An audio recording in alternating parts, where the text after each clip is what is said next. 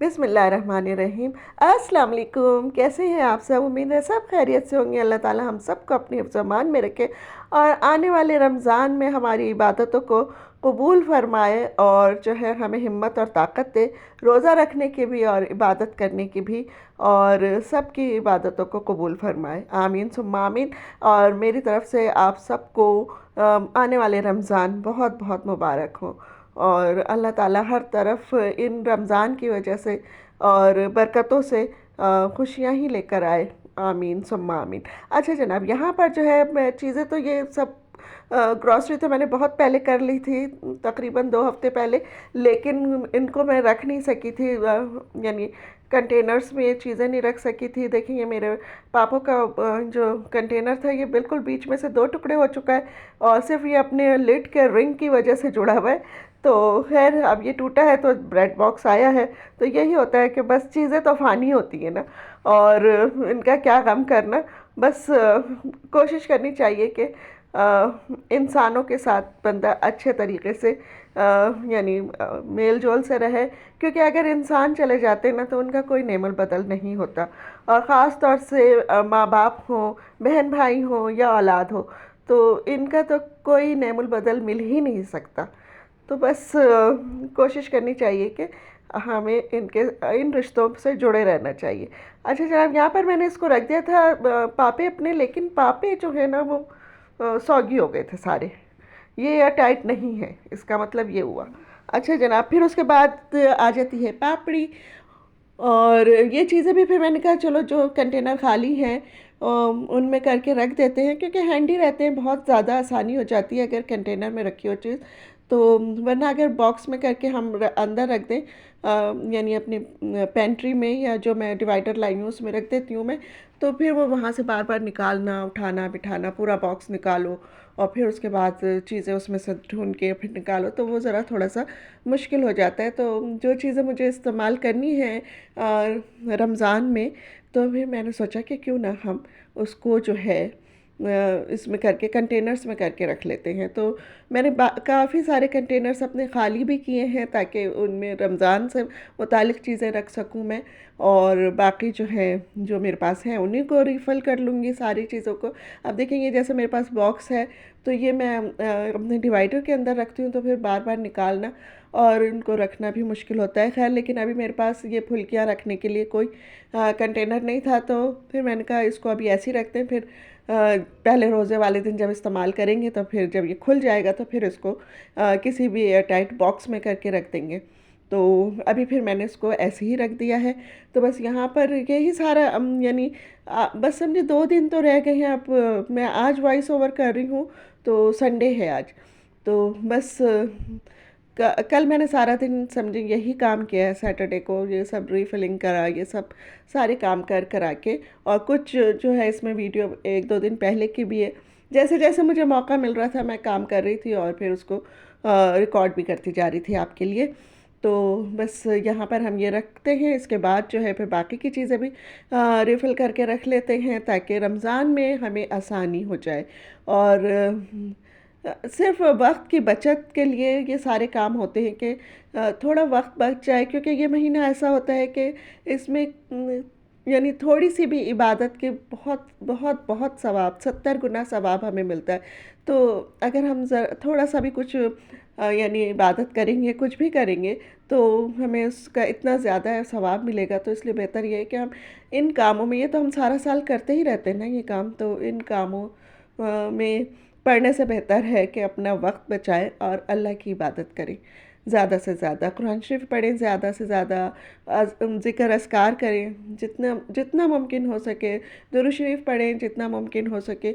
और रोज़ा तो होता ही है, वैसे भी रोज़ेदार के अगर वो जो है कहते हैं ना कि रोज़ेदार को की दुआएं बहुत जल्दी पूरी होती हैं, अल्लाह ताला बहुत कबूल करता है। तो बस हमारी भी दुआ यही है कि इन कामों में जो घर के काम तो ये कभी ख़त्म होने वाले नहीं हैं, तो इन कामों में लगने से बेहतर है कि हम कुछ ना कुछ अपनी दुआएं इसमें मांगे और अल्लाह से। और क्योंकि ये जो महीना है कबूलियत का महीना है, और अल्लाह ताला यानी एक एक लम्हा इसमें हमारे दिल के करीब होता है। वैसे तो अल्लाह ताला हमेशा ही हमारे दिल में होते हैं और हमारे दिल के करीब होते हैं, लेकिन इस महीने की बरकत से हमारी दुआएं भी बहुत जल्दी सुनता है अल्लाह ताला।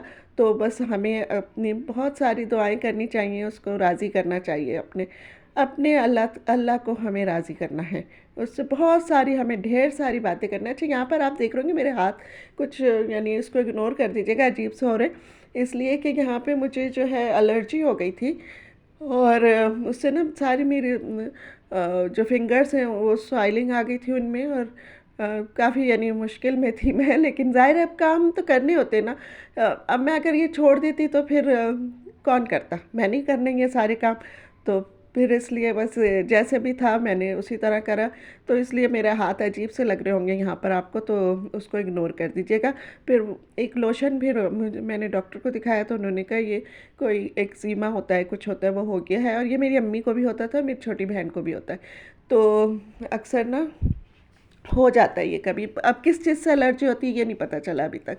तो बस अचानक से एलर्जी हो जाती है और फिर ऐसा हो जाता है, सारी उंगलियां सूज जाती हैं। अच्छा, यहाँ पर मेरा फ्रिज ख़राब हुआ था तो वो खैरी जो मैंने फ्रीज़ करके रखी हुई थी तो उसका भी फिर मैंने शरबत बना लिया। मैंने कहा चलो अब रमज़ान में काम आ जाएगा ये। तो बस ये थोड़ा सा ही बनाया, इसलिए मैंने पतला सा बनाया इसको कि भाई ज़्यादा दिन नहीं रखूँगी। अब मैं चीज़ें जो है ना ज़्यादा दिन नहीं रखूँगी, क्योंकि फिर अगर जब कोई चीज़ ख़राब हो जाती है तो फिर बहुत तकलीफ़ होती है, बहुत दुख होता है। क्योंकि चीज़ें बड़ी महंगी हो गई हैं और बहुत यानी बंदा तक दौ करके ही ख़रीदता है चीज़ें। ऐसा नहीं होता कि बस बाज़ार में जाएं और जाके ख़रीद कर ले आएं, ऐसा नहीं होता। बहुत यानी इसके लिए वो करना पड़ता है, जद्दोजहद करनी पड़ती है, कमाना भी पड़ता है उसी तरह। तो फिर कहीं जाके ये चीज़ें मैसर आती हैं, तो इसलिए ज़ाहिर है अपने कमाने वालों का भी ख्याल करना चाहिए।